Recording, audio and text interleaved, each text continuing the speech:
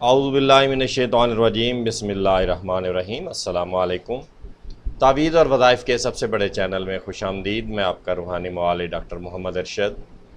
آج میں جس وظیفے پر آپ سے بات کرنے لگا ہوں یہ وظیفہ ہے حضور پر نور صلی اللہ علیہ وآلہ وسلم کا بیان کیا ہوا وظیفہ ہے، اور یہ وظیفہ ہر امراض کے لیے تحفہ ہے، قابل تعریف ہے، اور نبی صلی اللہ علیہ وسلم سے کے ہونٹوں سے ادا کیا ہوا یہ وظیفہ ہے۔ تو نعوذ باللہ اس میں کوئی شک والی بات نہیں ہے کہ اس وظیفے سے شفا نہ ہو۔ تو ایسے بہن بھائی جو کہ بیماری کی وجہ سے پریشان ہیں اور ان کا علاج کرنے کے باوجود جو ہے ان کی بیماری ان کی جان نہیں چھوڑ رہی، تو یہ جو آج کا وظیفہ ہے یہ وظیفہ حضرت ابو ہریرہ رضی اللہ تعالی عنہ روایت کرتے ہیں کہ میں بیمار تھا، حضور پر نور صلی اللہ علیہ وآلہ وسلم میرے ہاں تشریف لائے۔ آپ نے مجھے ارشاد فرمایا کہ میں تم پر وہ دم نہ کروں جو حضرت جبرائیل علیہ السلام نے مجھ پر کیا تھا۔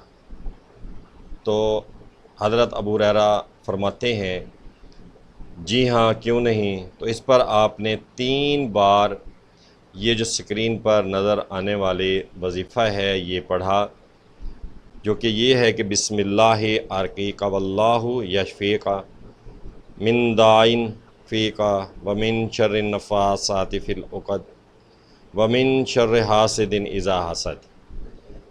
تو نبی کریم صلی اللہ علیہ وآلہ وسلم نے 3 بار یہ وظیفہ پڑھ کر حضرت ابو ہریرہ پر جو ہے دم کیا، تو اللہ تعالیٰ نے اب حضرت ابو ہریرہ کی جو بیماری تھی وہ دور فرما دی۔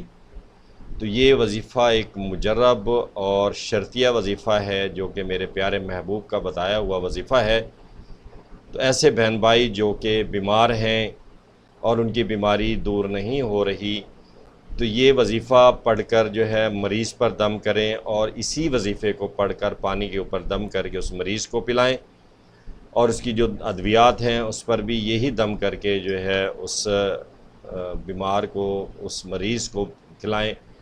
تو انشاءاللہ اللہ کے حکم سے، اللہ تعالیٰ کے کرم سے مریض صحت یاب ہو جائے گا۔